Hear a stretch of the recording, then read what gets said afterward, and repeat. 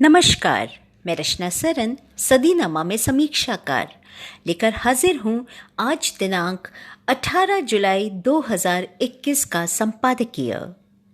भारत की सुरक्षा व्यवस्था को अधिक सुदृढ़ और सक्षम बनाने के उद्देश्य से भारत सरकार ने सुरक्षा संबंधी नीतियों में बदलाव किए हैं। इन्हीं बदलावों की श्रृंखला में एक कड़ी है सेना द्वारा प्रयोग किए जाने वाले पुरातन हथियारों को नए अधिक शक्तिशाली हथियारों से बदलना। इसके लिए सरकार विदेशों से तो हथियार आयात कर ही रही है। मेक इन इंडिया कार्यक्रम के तहत देश में भी इनका उत्पादन हो रहा है।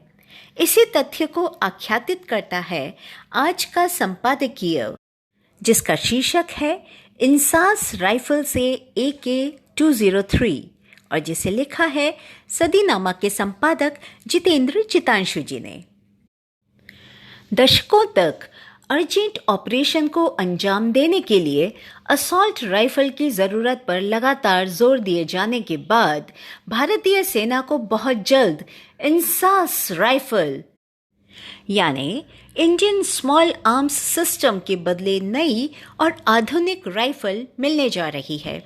इसके लिए जिस राइफल का चुनाव किया गया है वह AK-203 है, जिसे साल 2018 में रूस की कंपनी कलाशनिकोव ने बनाया था। अब जबकि यह समझौता अपने आखिरी पड़ाव पर है और इस पर हस्ताक्षर जल्द ही होने वाला है, तो ये जानना बहुत ज़रूरी है कि आखिर 2 साल लंबी यह प्रक्रिया शुरू कैसे हुई और हाल में भारतीय सेना को आधुनिक बनाने के मकसद से की गई इस डील से क्या सबक लिया जा सकता है।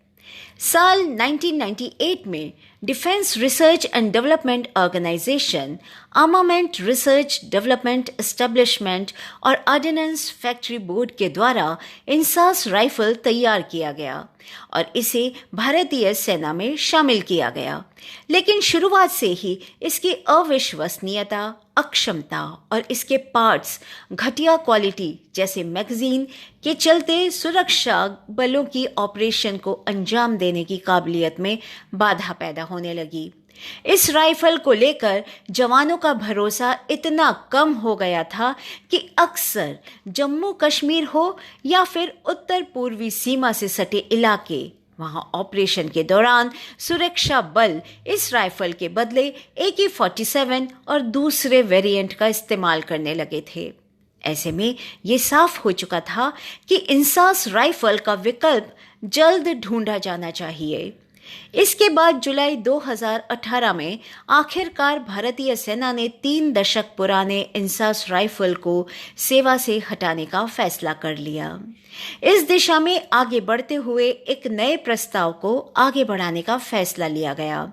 इसके तहत योजना यह थी कि नए हथियारों की खेप का पहले आयात किया जाए और फिर इसकी तकनीक से रूबरू होने के बाद इसे देश के अंदर ही बनाना शुरू किया जाए। इससे भरोसेमंद और सक्षम असॉल्ट राइफल जैसी बुनियादी आवश्यकता के लिए विदेशी कंपनियों पर निर्भरता भी कम होगी। अनुमान लगाया गया कि तीनों सेना के अंग नई राइफल और लाइट मशीन गन पर करीब 12,000 करोड़ रुपए खर्च करेंगे। इसे लेकर यह भी फैसला लिया गया कि नई राइफल को 7.62 मिलीमीटर कैलिबर वाले चैम्बर में फिट किया जाएगा। इसके फौरन बाद रूस की कलाशनिकोव ने सबसे आधुनिक राइफल AK-203 का डिज़ाइन कर उसका उत्पादन शुरू कर दिया।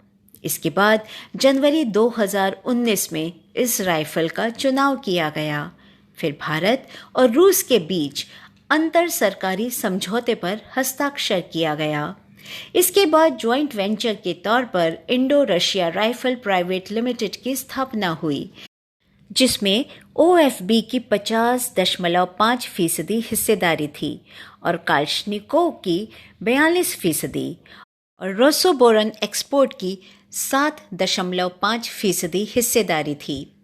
अवास्तविक ज़रूरतों और अनिर्णय को खत्म कर भारत के रक्षा संस्थान ने आखिरकार कार्यवाही की और भारतीय सेना को आधुनिक बनाने की अपनी प्रतिबद्धता को जाहिर किया। इसके साथ ही इस समझौते की कामयाबी ने इस मिसाल को सामने रखा कि रणनीतिक सहयोगियों के साथ करीबी सहयोग के द्वारा भारत न सिर्फ अपनी सेना को आधुनिक बना सकता है, बल्कि मेक इन इंडिया और आत्मनिर्भर भारत अभियान को बढ़ावा भी दे सकता है। भारत को विदेशी सहयोग के प्रति अब चिंतित होने की जरूरत नहीं है और न ही सुरक्षात्मक नीतियों को लागू करने की जरूरत है। अगर भारत ऐसा करता है तो यह आत्मनिर्भर अभियान के लिए बेहद घातक हो सकता है। आमीन। जितेंद्र जितांशु, 18 जुलाई 2021।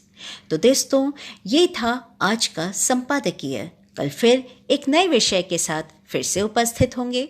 तब तक के लिए नमस्कार।